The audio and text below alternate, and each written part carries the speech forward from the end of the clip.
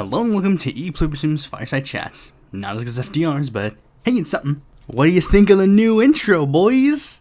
I've been wanting a new intro for a while now, and it was basically like I wanted to do it like kind of immediately after I changed the background to be this thing. But I decided to hold off on it because, you know, I know how to make music, so I would have to commission someone to make music. And I wanted to make sure that it felt right.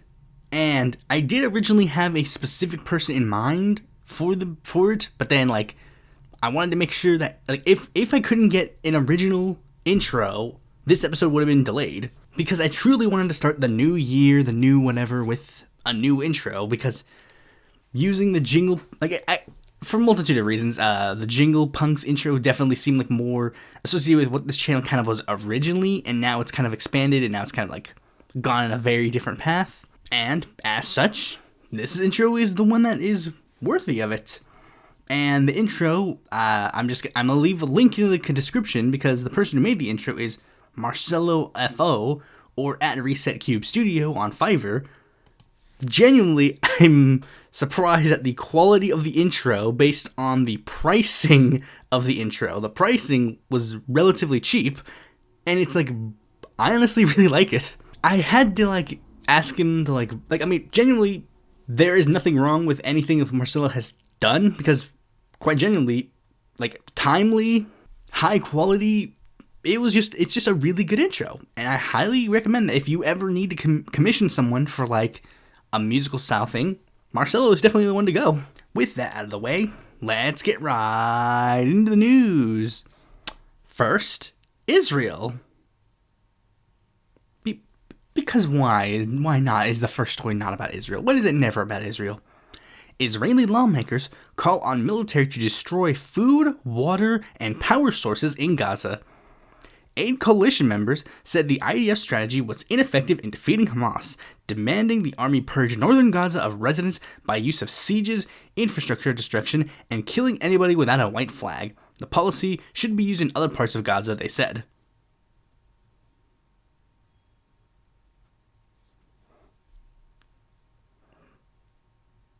The only democracy in the Middle East. Like, for real. Like, it's just so fucking strange to me. Israel just keeps being, like, just objectively, like, literally, what Israel is doing, what they are suggesting is literally, like, the most cartoonishly evil thing I can think of. If I made a movie where the villains of the movie did that, there were people would go like, come on, dude, you're being a little bit too hyperbolic. Come on. Why? Why is Israel like this? And it's like, bruh, I'm sorry, but like, you're really not making the case for Zionism, my friends. You guys are not making the case for Zionism, because, like, I mean, I saw a tweet or like a news source. It's like, Zionism is literally only the, like, it's like it's trying to like define, it's like using the literal definition of Zionism to try and explain, like, look, you guys don't understand. Zionism just means that you want an Israeli state to exist. But when the Israeli state is doing things like this and proposing, like, yeah, let's just do this, it's like, I mean, really? Can you really blame people for being like, yeah, the state is kind of cringe? Remember, these are the same people who literally had a congressional debate in the Knesset about whether or not it was okay to rape prisoners. Like, I honestly, I might have to do an embargo on fucking Israel news, because literally just every single piece of Israel news that comes out of Israel is like just objectively evil. And, hold on, I just wanted to double check like the source I'm getting this from, because like I'm getting this from Haaretz, which is literally an Israeli newspaper. It's like a liberal newspaper, but like, I mean, it is still a like Israeli newspaper. An Israeli newspaper is point blank printing that, yeah, members of the Israeli right wing are just openly saying, it is time for us to go and attack like food and water supplies. God, I really don't understand how this is. Let's just move on to the next story, because there's not much else I can add to that. but I don't necessarily know how much I can add to this, but, because one of these might technically be part of breaking a previous embargo. I mean, I get technically I didn't break the embargo because the embargo was about, mass shootings, not like this, but, let's get into this story. At least 14 killed, dozens hurt on Bourbon Street in New Orleans as driver intentionally slams trunk into crowd. Okay. And this was done on the 1st of January. Interesting.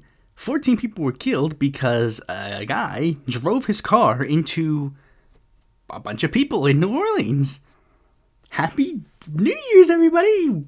Literally right smack dab, right at the beginning of the new year, attacks happen because nothing good ever happens. And then almost immediately, when one of the first things that happened was that news published that there was an ISIS flag on the rear bumper of the truck. And many people immediately were like, oh, see, this is what happens when you let them in, am I right? Turns out the guy who did the attack is a man by the name of Shamsuddin Jabbar, who is a U.S. citizen from Texas. Not just a U.S. citizen, he was a member of the U.S. military. But of course, he's brown, so of course people immediately jumped to the fact, they immediately jumped on the whole. But again, it's we live in a post-truth world. This is the truth of the matter, guys. We live in a post-truth world. We live in a world where Republicans genuinely believe that there is, quote-unquote, another trans mass shooter, and it's when was the first one? It genuinely doesn't matter what happens. It literally doesn't matter. It doesn't matter, and more proof about why it doesn't matter is the next story, because Las Vegas had an attack as well. There was a Cybertruck bombing that happened, and it turns out that the guy who did it was a U.S. veteran who was also a Trump supporter. In fact, he, it's weird. He apparently drove up to, fucking, not Mar-a-Lago. It was it was at a Trump hotel, and then it's what? Apparently, similar to the previous Trump attackers, his politics seemingly were all over the place. It's he was apparently registered as a member of the No Labels Party, and he was allegedly a centrist.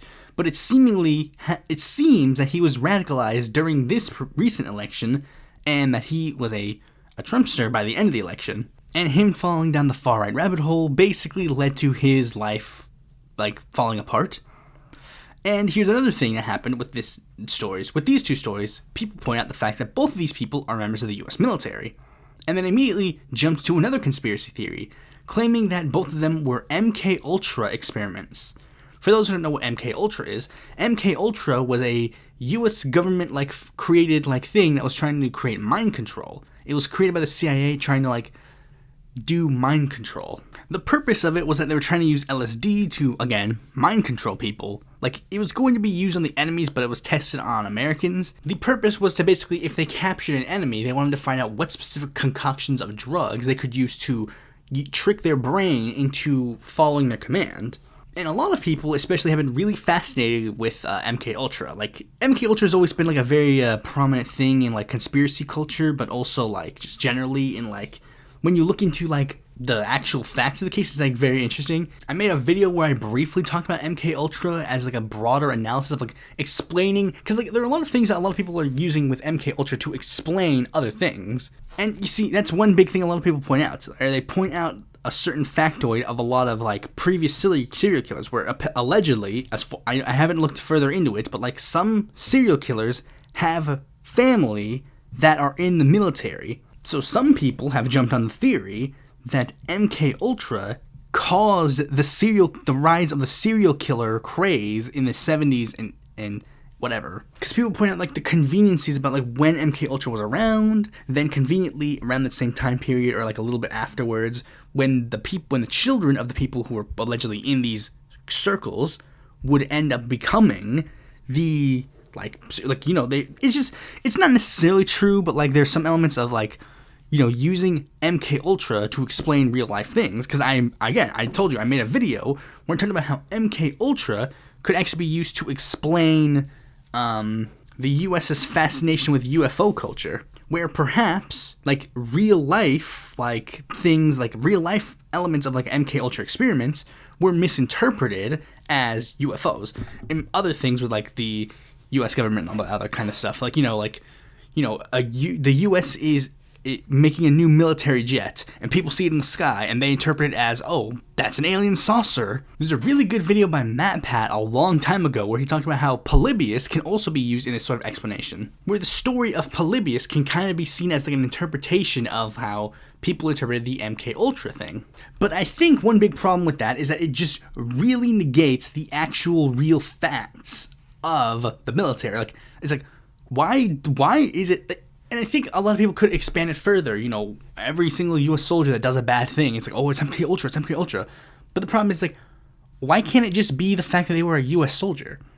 Why can't that be the thing that causes them to go crazy? Being a member of the U.S. military is a pretty stressful thing, especially if you see combat. So naturally, you're going to be a little bit screwed up in the head. Like, what if, hypothetically, the one who drove his car into those people, he saw the actions that the U.S. government did to the people in the Middle East, and then he thought it was wrong, and then converted to Islam to, help them out. And the other guy seems to just be part of the, ever extreme obvious thing about, how the military leads to far-right radicalization, because you're basically beaten into the sense of, following orders, no ifs, ands, or buts, stripped away and taken away from culture while culture around the world develops. It's why you see the rise in white supremacist action immediately after a war.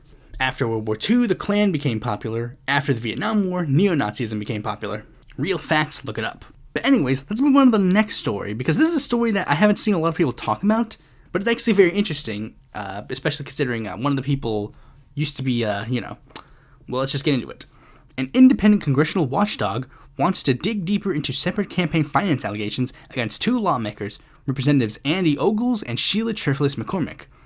The Office of Congressional Ethics, an independent nonpartisan committee that reviews allegations of misconduct against House members and staff, alleged Thursday that Ogles may have misrepresented a loan to his 2022 campaign, transferring far less than the amount originally disclosed to an undetermined source. In a separate report released Thursday, the OCE said Cherfilus McCormick may have made impermissible payments to a state PAC that then paid various vendors and her unofficial campaign manager, who was allegedly heavily involved in the production of franked communications from her congressional office but was not compensated with official funds. The OCE also alleged her campaign may have accepted and failed to report an excessive in-kind contribution as well as transactions to her business. As stated in the committee's public statement, the investigation subcommittee has not concluded its review of the allegations, and the release of the OCE's findings is simply a result of the House investigative process. The fact that the allegations were referred to further review does not indicate any violation has occurred. Cherfilus McCormick has said in a statement, I want to focus a little bit on Cherfilus McCormick because I briefly actually supported her because she seemed like an interesting candidate. She seemed like a good candidate, or she was originally I backed a guy named Omari Hardy in her race, but then she ended up pulling through, and I'm like, oh, she might be kind of cool. And then she get into office, and she's like, oh wait, she's that kind of quote unquote progressive. So let's look into it. It says here the OCE alleged that a Florida company named Truth and Justice Inc. made more than $150,000 in payments for printing and mailing vendors on behalf of her campaign, significantly exceeding the individual contribution limit of $2,900 per election. It also identified 3 instances in which Cherfilus McCormick may have failed to report apparent transfers between her campaign and business accounts, but said that it was unable to ascertain whether other unreported transactions may have taken place. It's basically like they're in the realm of like, is this like an actual genuine mistake, or is this like an actual like malicious reason? Given Florida politics, either or can be possible. But she's a progressive. One of Florida's most prominent progressives, Alan Grayson, is known for skirting over like campaign financing, so, it's possible. With that out of the way, let's move on to the main topic itself. The 2025 Democratic National Chair election. I originally wanted to hold off on this episode a little bit, but I didn't really know necessarily what I wanted to replace this, what I actually wanted for the first episode to be. So, you guys voted on it, so it's like, yeah, it's not like I didn't have a lot to say on it. Literally, when I saw that this episode was ranked highest, I began writing the notes, and I was basically done with the notes immediately after the votes were done in. So it's like, yeah, not like this was a bad idea. You'll see why I wanted to hold off on it in a little bit, but first let's get into some context. Democrats got their ass handed to them in 2024. As such, the hand-picked chair of the party, Jamie Harrison, decided to resign from his position, and they're moving forward with an election. And yes, Jamie Harrison was handpicked, because apparently, when the Democrats are in power, the president actually gets to choose who the chair of the party is. Actually, it's more of like a technically he doesn't, but he basically says, hey, you know who would be a good idea to run the party? This person. And then they choose that person, and then they all go, yes, we support that person. And the votes basically are just a rubber stamp. And Harrison was chosen because Biden has been sucking Clyburn's cock since he saved his bid back in 2020, because apparently forcing a deep red state to be the first in the nation primary wasn't enough. I genuinely am so fucking confused. Why this is a thing. Genuinely, I don't understand why this is a thing. Why is James Clyburn such a powerful figure in the Democratic Party? I don't understand why he is a deep blue candidate in a deep red state. He is of no importance to the Democratic Party. His state is of no importance of being the first in the nation primary. Genuinely, there is nothing there for him, regardless. The Dems are being put in borderline the exact same position that they were in 2017. A race that they thought was going to be a shoo-in turns out to not be a shoo-in at all. And a lot of factions within the party are fighting over what they should do now. And one of the first things that they want to do to dictate this shift is for pushing for a new Democratic committee chair. Other members of the DNC are going to be facing elections as well, but I don't really know much about the smaller races. For example, there's the DNC vice chair race, but the thing is, there are multiple DNC vice chairs, and I don't necessarily know if they're running against each other or if it's going to be a first come, first serve situation. The only one that I know now that I knowingly like is James Zogby, but again, I don't know if it's a first come, first serve. I don't know if he's going to be running against David Hogg, or if he and David Hogg will just serve as co-vice chairs. It's for real, I just don't know. As mentioned before, I originally wanted to hold off on this episode for a bit because of a couple of things. The race is still technically not done because there have been some people who have been floated as potential DNC chair candidates but haven't entered yet. The race isn't technically done yet because the rule, here's the thing. People need to get 40, here's how you become a candidate for the DNC chair election. You need to get 40 DNC members to sign a signature saying to nominate you and get that submitted by January 25th. Then, in February 1st, all the people who manage to get that process done, they get to actually go to the DNC, make their pitch to the DNC, and if you get 225 of the 448, you get to be DNC chair. And the thing is, there isn't, maybe they could enter, but the problem is, I'm not sure how much of a factor they're going to play now. It's not impossible, but the last DNC chair candidates that really made a big impact is the people who announced almost immediately, Keith Ellison, Tom Perez, Pete Buttigieg. Pete Buttigieg, he's the one who entered in the latest, I think, of the DNC chair candidates. He entered in, January 5th of 2017, while Ellison and Perez basically entered in November of 2016, almost immediately after the race was going to be, started. But, again, these guys could make it in the race, especially one of them, which I literally just learned the day I'm recording this. Let's just get into it. I'm just going to get into the couple of people who might enter the race, but I don't know much. It's not that I don't know much about them. It's that I don't know how much of a role they're going to play because they're not really just. You'll see what I mean.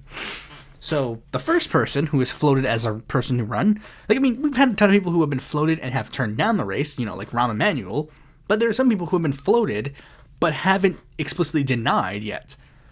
That's one category.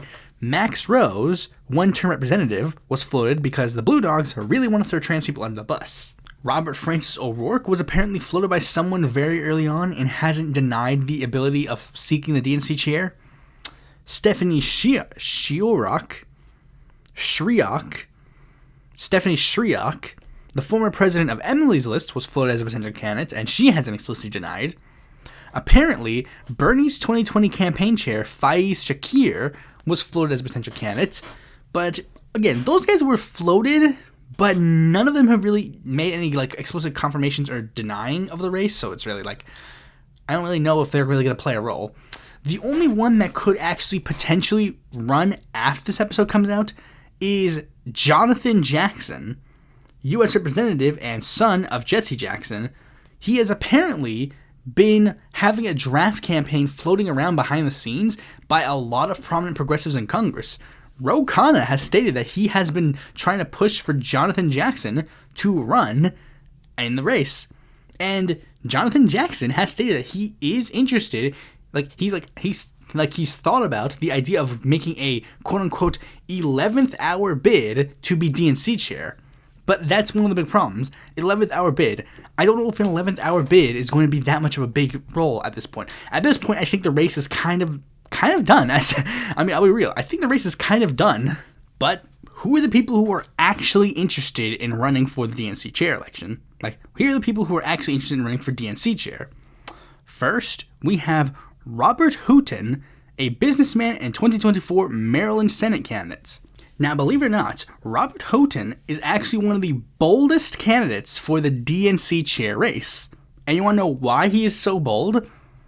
It's because his platform for the DNC is that the DNC needs to embrace Donald Trump because he is, quote, right on tax cuts and gender-affirming care. He has virtually no online presence, and I had to get that from a Fox News interview.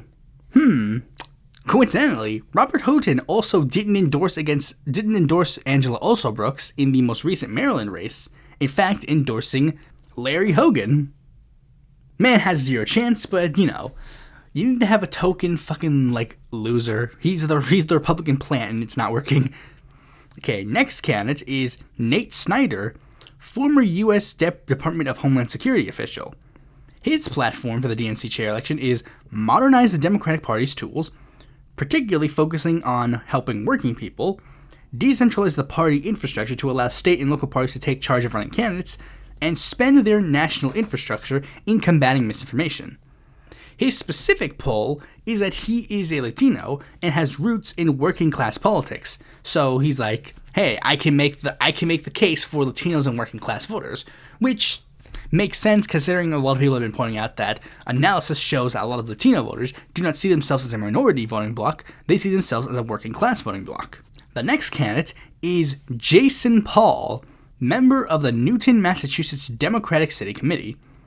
His platform is stop the donation soliciting texts. Right off the bat, a lot of you might be going, ooh. His next platform is to start a DNC subscription service of $10 a month, and in return for giving the DNC $10 a month, you get gym access and film festival tickets. He wants to reconnect with voters and donors in an empathetic way, and he wants to have a $10 billion annual budget for the party. And I checked multiple times. That's not like a $10 billion budget for America. He wants the Democratic Party itself to spend $10 billion. Okay, that's interesting. That's a very interesting ploy. Hey guys, vote for me and I'm going to make the party go into more debt. James Skoufis is the next candidate, a New York State Senator. His platform is double the DNC state partnership program, 50 state, 7 territory, 3,244 county strategy, giving a lot more funding to their red state parties and treating the Democrats abroad as an actual legitimate faction, rebuilding party infrastructure in cities to focus on maintaining connections with Black, Hispanic, and Asian voters, set the goal of flipping 400 state legislative seats, winning 80 of the top 100 mayoral posts, and dominating county and judicial races, unionize the DNC, investing on young voters, and one that is very interesting, it's not on his website, but he made a very big stink about it, on Twitter, going on the permanent offensive in regards to the Green Party, which led to a lot of people immediately to clown on him, being like, why do you want to waste money and resources on this? You could focus your money and resources on other things. The next candidate is Marianne Williamson, perennial candidate and snake oil saleswoman. Her platform is to turn the Democrats into a party that listens more and makes people feel that their thoughts and feelings are as important as their wallets. A party that advocates unequivocally for the working people of the United States. A party with humility to recognize we need to look in a mirror and be willing to reinvent ourselves. Yeah, but like, what's your plan? What's your plan? Okay, let's look into some of our plans. Go beyond a 50-state strategy, but a 365 days of the year strategy. Create ways for the American people to be involved in the political process, not only when there's an election, but all the time. We won't just fight. We will inspire. Yeah, but how? How are you going to do this? These are platitudes. Like, I know that kind of some of the things that I've said are kind of platitudes for other candidates, but like, at least there's like some elements of like plans there, but like, where? I don't see any plans here. This is just platitudes and nonsense. This is why, like, and this is the thing, almost, like, wait, I said this before, Marianne Williamson running for the DNC chair election makes no fucking sense. It makes no fucking sense. In any sense of the word, why Marianne Williamson wants to run for the DNC chair election. One, again, this is one we talked about way back in the day. It makes no sense because she literally just ran a campaign about how the DNC, the Democrats, they're rigging the elections against me. I was screwed over by the DNC. And then she's going to ask those same people that she's like, oh, you guys were screwing me over. By the way, can you guys vote for me, please? Makes no sense in that fucking regard. Two, it makes no sense because, like, it's the thing. Like, she's been, like, there are people who literally ask her, like, yeah, but why are you running for DNC chair? And she's like, well, you see, I think I can bring a very good, I have experience running this. It's like, what experience do you have in this field? Have you run a political party before? Running a presidential campaign and running a political party are two completely different things. You are running to be, like, this is why the fucking nonsense, they're like a bunch of like Marianne Williamson grifters. Because this is the thing, I, in the most genuine sense, I've asked this like multiple times, nobody has fucking answered me. Why are people so obsessed with Marianne Williamson of all things? I've been anti-Marianne Williamson since day one. And not a single person has actually been able to come to me and explain, here's why you should be pro-Marianne Williamson. Like, it's never come. It's never come. Like, it does not matter. Like, theory is irrelevant in this case. You have to run on praxis. And why the absolute fuck would we go to you, of all people? Why would we go to a person who has failed 2 presidential campaigns to run the DNC? Like, why? Why? She supports Medicare for all. I don't think she does.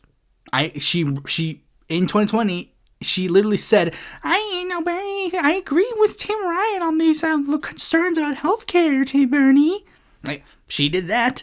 Then Kyle Clinton immediately jumped on the ship and be like, yes, Marianne Williamson, please. And also, if you want to go the whole, she supports Medicare for all, so does the DNC. Page 17 of the 2024 platform. Healthcare should be a right in America, not a privilege. We know that's not fucking true for the Democrats. So the thing is, what are you going to do to change that, Marianne? What are you going to do to actually fix that? What are you going to do? And that's the problem. It doesn't matter. It does not matter. Like, guys, because here's the thing. Again, it doesn't matter what the fuck any of these people actually ran on for presidential campaigns, for like political campaigns, ever.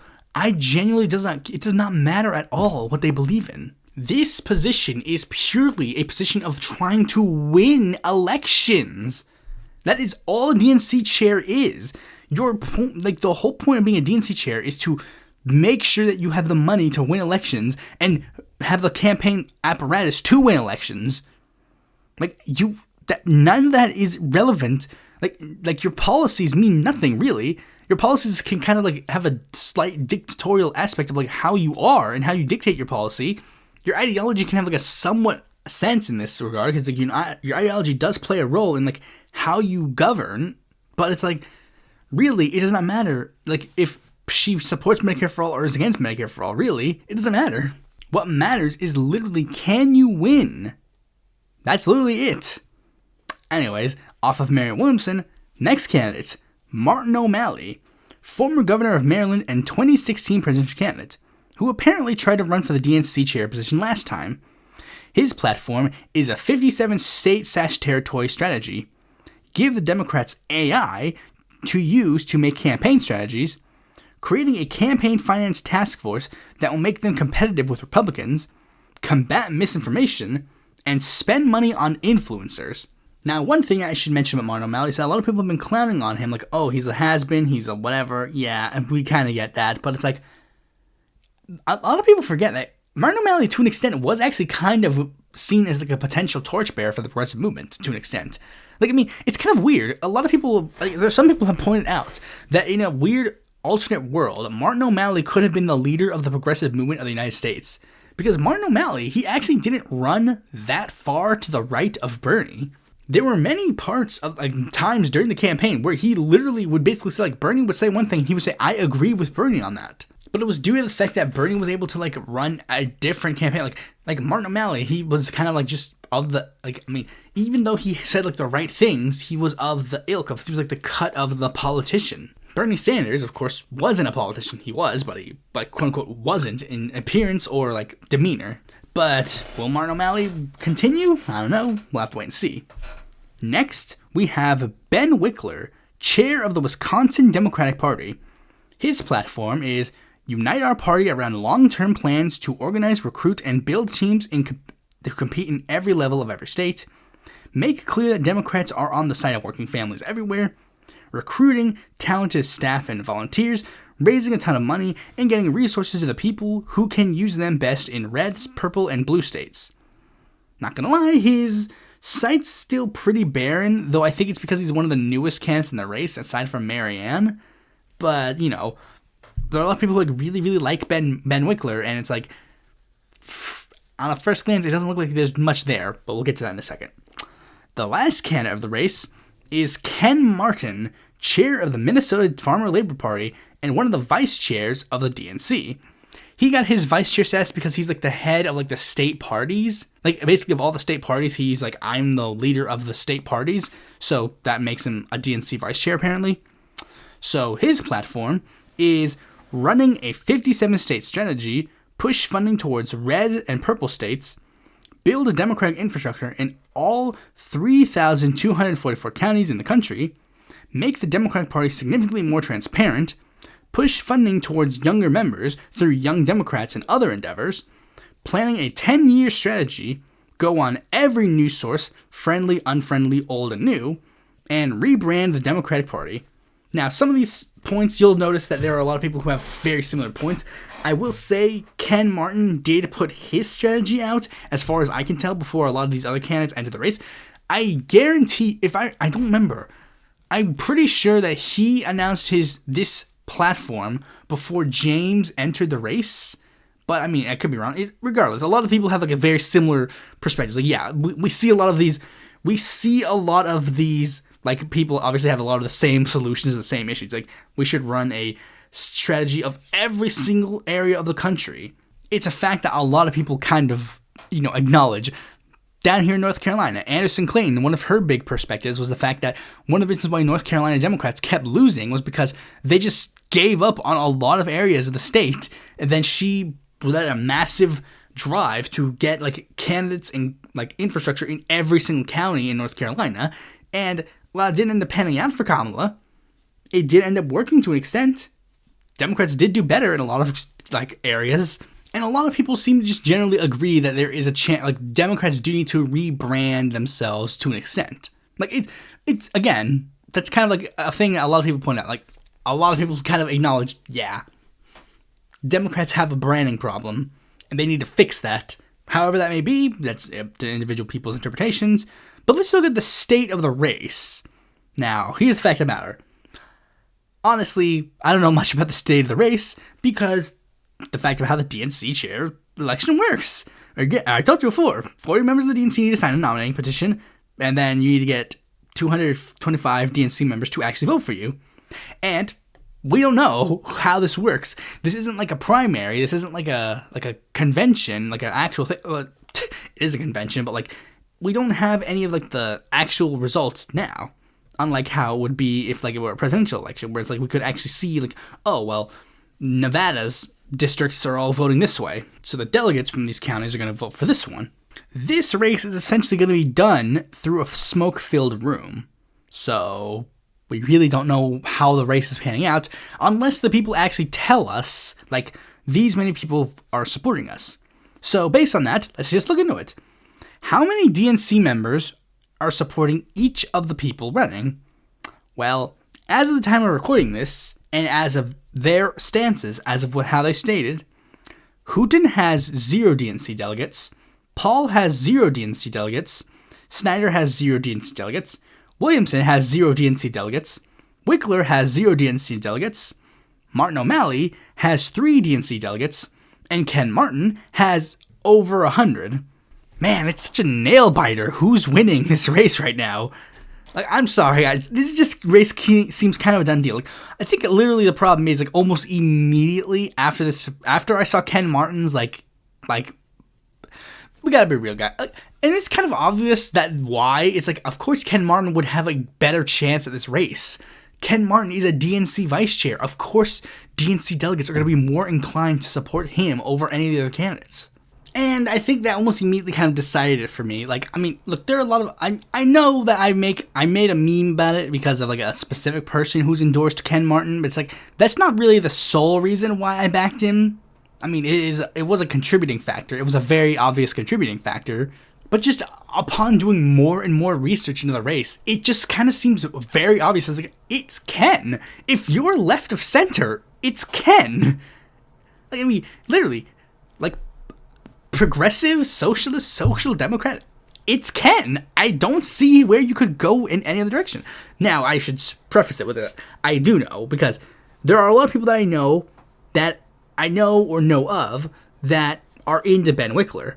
You're all wrong, but I can kind of see where it might come from. You see, in doing research into the past of these candidates, because I had to look into these people before I actually make decisions, or at least be able to talk about them, and Ben Wickler does have notoriety. He has notoriety in a lot of progressive liberal circles. He led MoveOn.org, even had that group back Bernie in 2016. There was an interview that I saw of him where he did back Bernie. He just publicly said, like, it literally says, like, Ben Wickler is supporting Bernie Sanders. Ben Wickler started protests to prevent the passage of Trump Care. I guess I should say this. I'll say this now because it's like, he was a leading figure to try and get Elizabeth Warren to run in 2016. He was like a member of like a podcast. I don't know if it was sponsored by MoveOn or if it was sponsored by a union, but like, he has notoriety in progressive liberal circles. And he has a history that a lot of people can admire. And maybe a lot of people who are following him probably knew of him from these previous endeavors. But the fact, or maybe just knew him by his, like, being chair of the Wisconsin Democratic Party. Like, they first heard about him when he ran and won that in 2019. Or maybe you heard about him, like, prior to that point. But the fact of the matter is, I'm not any of those people. The only people that I knew of the DNC chair candidates before 2024 were Martin O'Malley and Marianne Williamson. I knew nothing about Ken Martin. I knew nothing about James Skoufis. I knew nothing about Ben Wickler.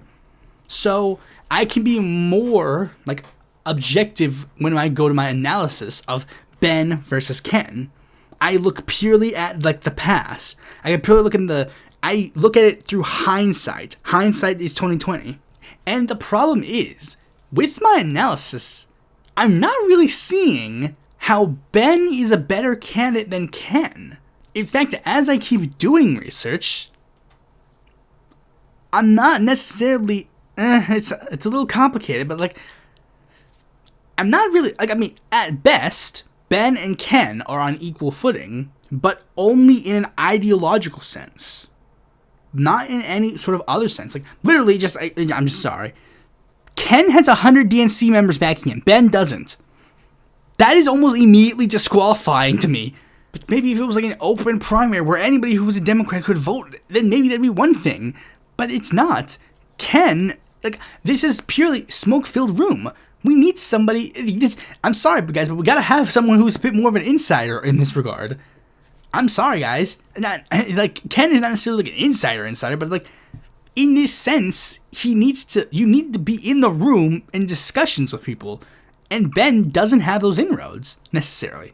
Like, I mean, he does have inroads in progressive lib circles, but like, are those circles that are allowing him to be, like, chair of the TNC? But let's just do a bit more analysis of like comparing Ben and Ken. Both can tout endorsements that are good. You know, Ken has people like James Zogby and Keith Ellison. I've memed a little bit about like, oh, I'm supporting him because Keith Ellison supports him, and I'm not questioning him again. It's like, yeah, that is kind of true, but it's like, that's a bit, I'm of course being a bit hyperbolic in that sense. Meanwhile, Ben has people like Mark McCann, Pramila Jayapal, Robert Reich, the PCCC, and a couple of them have endorsements that are not good. You know, Ken has the endorsements of Amy Klobuchar and Dean Phillips. Granted, those are of course because of home state representation, but also Ben has worse endorsements, in my opinion. Like, in my opinion, honestly, like people like you can't be like, oh well, he has the endorsement of Dean Phillips. Like, yeah, well, you will have like Ben has the endorsements of Jennifer Rubin, Third Way. Chuck Schumer just endorsed him. I mean, I'm sorry, but you can't even claim like really the insider. Like you can't really pull like he's an outsider status. It's like, oh yeah, he's endorsed by Chuck Schumer, one of the leaders of the Democratic Party. Interesting. On a glance, I mean, again, like from a glance, to me, it seems like Ken has better accomplishments than Ben. I mean, look, a lot of people like point out like, oh, Ben and Ken, they do have some pretty good accomplishments. Like, but on a glance, it really does seem like Ben just has better accomplishments, honestly. Ever since Ken became the chair of the DFL, the state was a borderline swing state prior, and it's gotten significantly more blue. He fended off Trump in 2020 after a near loss in 2016, and fended him off again in 2024, albeit a lower margin than the second time. Got two-term Democratic governors of the state in a row, managed to win a slim trifecta, and the Democratic candidate and the Democratic Farm Labor Party managed to do a hell of a lot with that trifecta. Meanwhile, Ben's wins are a bit more mixed. He broke the Republican supermajorities in the state legislature, but the GOP still leads. He flipped the state in 2020, though. Yeah, but how about 2024? How'd that work out for him? He helped Tammy Baldwin win. Yeah, but what about Mandela Barnes? And during his tenure, she lost percentages. It's a little bit, like, I mean, I'm not saying that you can't say, like, oh, well, I'm not saying his accomplishments are nothing. I'm not saying they're nothing, but I'm just saying Ken just has a lot more accomplishments. I'm just saying. And logistically, it just seems like Ken has better chops than Ben when it comes to putting in the work to put the party up. And then there's also another thing where it's like, people will make specific criticisms of the Democratic Party or like whatever. And then those criticisms just so happen to line up with making Ken look better, because it's like, well, what Democrats need to do is that they need to build inroads among groups that have been held back by the Democratic Party. They need to make inroads with labor. They need to make inroads with Latinos. They need to make inroads with the South. Yeah, I think Ken's way better positioned for that because he's literally endorsed by two Southern Democratic Party chairs, Alicia Andrews of Oklahoma and Gilberto Hinojosa of Texas. Also expanding to the Southwest with the chairs of the Nebraska Party, the New Mexican Party, and the Arizona Party. Like, I'm just saying, he seems to be doing all that just seems to put him in a way better position. You know, progressive/populist, Muslims, Midwest, South, Latinos, working people. Ben, I mean, I guess he could pull the Midwest progressive/populist and maybe labor, but it's like, is Ken really like anti-labor, or is Ken not really able to pull labor? I don't know. Like, I mean, that's really kind of like the only stretch, and it's like, yeah, but look at the people endorsing Ben. Pramila Jayapal, blue state. Chuck Schumer, blue state. Robert Reich, blue state. Mark McCann, blue district in a purple state. It's like, is that really like that much of a W, really? Again, it just seems like Ken is better positioned to actually make inroads and pull people into the Democrat coalition. And this is the part of the podcast where I'm going to have to get into a slight tinfoil hat conspiracy theory about the Ken v. Ben race. Because a lot of people really do say it's a Ken versus Ben race. They don't really even acknowledge O'Malley as a factor, even though he has technically more endorsements than Ben. But here's the thing. Here's my perspective. I think, conspiracy theory, if push comes to shove, the Democratic establishment will use Ben to stop Ken. Now, I don't necessarily think that the Democratic establishment's first choice is Ben, or like he is the one that they want. I mean, I guess if you want to be technical, it would be O'Malley. O'Malley is literally a member of the Biden administration. But I think, like, literally, if push comes to shove and it's Ken versus Ben, like, however it happens, whether it be Martin O'Malley just doesn't make it to the next round or whatever, I think what's going to happen is that the Democratic establishment is going to coalesce around Ben Wickler to stop Ken Martin. Now, some might actually say earlier that I might have disproven that theory by pointing out the fact that Ken is a member of the DNC already, meanwhile Ben Wickler isn't. But let me give some piece of evidences as to why. Okay, look at the endorsements, look at the endorsements. Third Way, the think tank founded by Clinton ideologues, those guys are endorsing Ben Wickler. They look at Ben Wickler and they're like, yes, this guy. Chuck Schumer, head of the Democratic Party in the Senate. This guy's my guy. Ben Wickler's the guy to go for. But Robert Reich. Yeah, but who was Robert Reich close to again? That's right, the Clintons. Like, yes, he is. Yes, I know. I put him on the top, like, members of the cabinet list. But yes, Robert Reich is friends with Hillary Clinton. He's friends with Bill Clinton. He's their friend. That does, yeah, I mean, come on. I mean, even if he's based, but it's like, yeah, I'm just, like, look, I know that one's, like, a little bit of a stretch, but, like, why do people like that want Ben? Like, if he really was, like, anti-establishment, like, new voice candidate, why would they not want, like, why would they be picking him, of all them? There's some people who try to, like, bend over backwards, but, like, no, you see, the problem is, like, you see, even they understand. No, they don't. They don't. No, they don't. Why would Third Way think that Ben Wickler would be the choice to lead the future? If he really was, like, one of those people that's like, we gotta get money out of politics, we gotta, like, do this, we gotta, like, put, like, actual infrastructure to help people, like, if he's really like that, why would they want him? But take a look again. Who wants him? Keith Ellison, the guy who was the progressive torchbearer last time. And the one they might use to fuck over Ken. You know, like, he's being endorsed by this rabid anti-Semite who beats his wife. Neither of those things are true, but that was the thing that was used to smear Keith Ellison last time, so they might use it again. Next one is the one I mentioned before. Ben Wickler led an effort to draft Warren. I know a lot of people bought under Kool-Aid last time, and, you know, whatever. But think about it. Why would Ben wanted her? To acknowledge that, like, we have to acknowledge that fact that she's a more of a work around the edges, you know, like, literally in traditional liberal thought. That kind of person, like, we really want that guy, that kind of person to be the leader of the Democratic Party? Like, really? Liberalism is dead. I thought we were like, liberalism is dead. But not with this case, no. And yeah, Ken Martin's probably obviously a liberal too, but, like, you know, I'm just saying, it just seems like a little bit of a different thing. But if you want the one that I really think is, like, the biggest piece of evidence to me, it's this one. It's in regards to the most recent presidential election. Because we gotta remember, like, the most recent presidential election, a lot of us are still reeling over that. And that plays a huge factor. We gotta remember, like, how did Ken and Ben react to this presidential election, most recent presidential election? Well, let's not dilly-dally over this. Both Ben and Ken endorsed Biden's re-election bid. That is a very obvious thing. When Biden announced that he was going to run for re-election, both of them announced that they were going to support his bid. Because, you know, let's be real, they don't want to rock the boat.